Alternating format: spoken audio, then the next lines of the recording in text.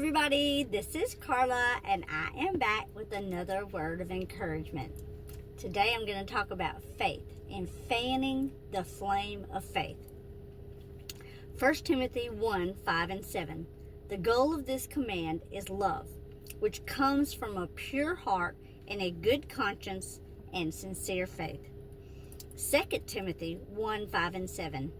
I am reminded of your sincere faith, which first lived in your grandmother Lois and in your mother Eunice, and I am persuaded now lives in you also. For this reason, I remind you to fan the flame of the gift of God, which is in you through the laying of my hands.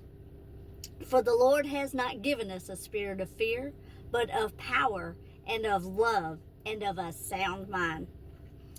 Today I'm standing on my faith in God like never before, and He reminded me to just stand firm. My grandmother, Viola, and my mother, Virginia, both had a very strong faith. And just as generational curses can be passed down, I believe that gifts can be passed down as well. Now that's just my personal belief. I've had a strong faith for most of my life, but I never really understood it. And now I know that it's a gift from God. And this gift is rooted in love, coming from a pure heart. Now, look, my heart is not perfect. I am not completely pure. Nobody is. I'm not Jesus, okay? I do wrong things. I say wrong things. I think wrong things. But I do my level best to walk like Christ. When it comes to loving the Lord and loving others, my heart's filled to the brim. As I've grown in maturity with Christ, my heart has changed, and I can now love and pray for my enemies. Now I know that people that come against us are not the problem, but Satan is the accuser of the brethren. Revelation 12:10. So we must stand firm on our faith that God has put inside us.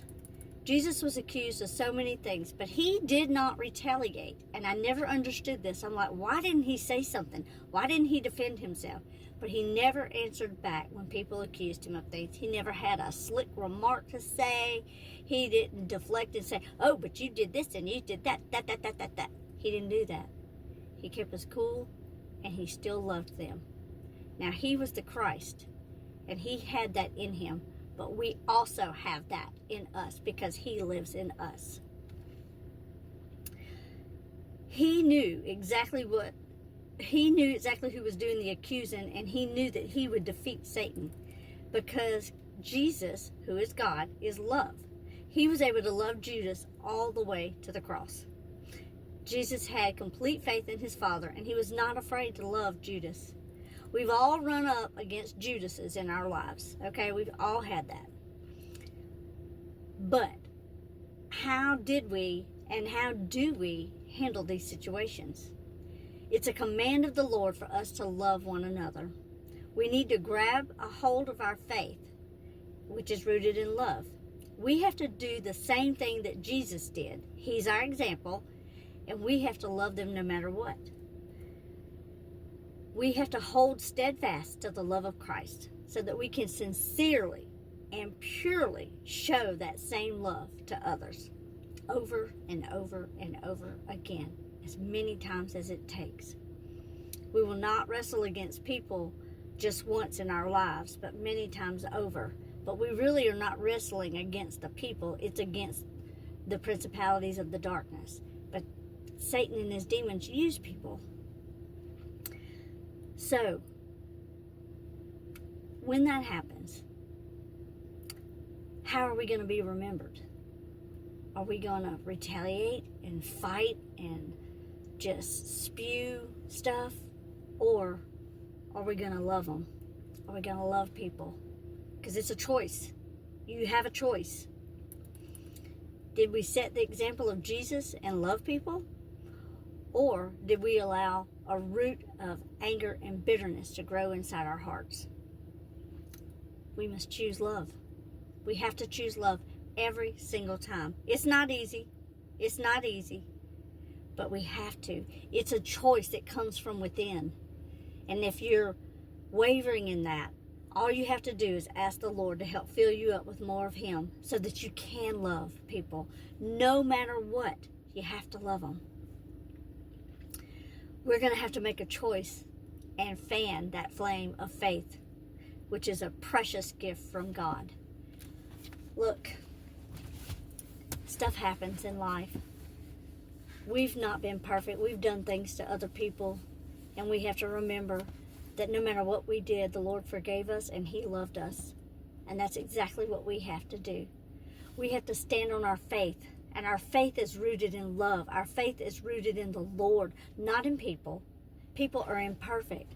That's why when a pastor makes a mistake, everybody's all up in arms, but they forget that he's just a person. He's a person, and he's fallible. Okay?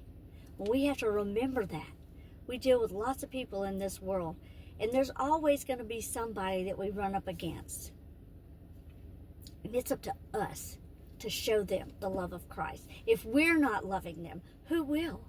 Maybe they've never experienced the true love of Christ. Maybe they don't understand it. They don't have to understand it. But if they see it in you, if they see it in your words and in your actions, then maybe one day they'll say, that person was different. And I don't understand why they were different. But maybe it's time I need to ask them, how did you do this? How were you able to handle this situation? How were you able to have the peace that surpasses all understanding? It's because of God. Everything is because of God. Everything we do is for God, or it's supposed to be. And that means loving others, no matter what. It doesn't mean I get to pick to love this person, but I don't get to love that person. I don't get to choose who I love. I'm supposed to love, period. Okay? He doesn't say, oh, love the rich man, don't love the poor man.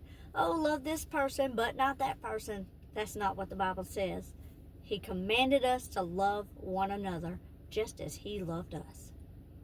So today and every day, be encouraged. Bless others. Hold on to hope. Believe in God's promises and trust in the Lord always. But go out and love somebody today. Show the love to others in this world. Fan your flame of faith inside you. That will help grow your faith. If you're loving somebody else that did something to you or said something about you, or even if they didn't, love people anyway. Love God, love people. That's all we got to do. All right. Everybody have a great day. But trust in the Lord always.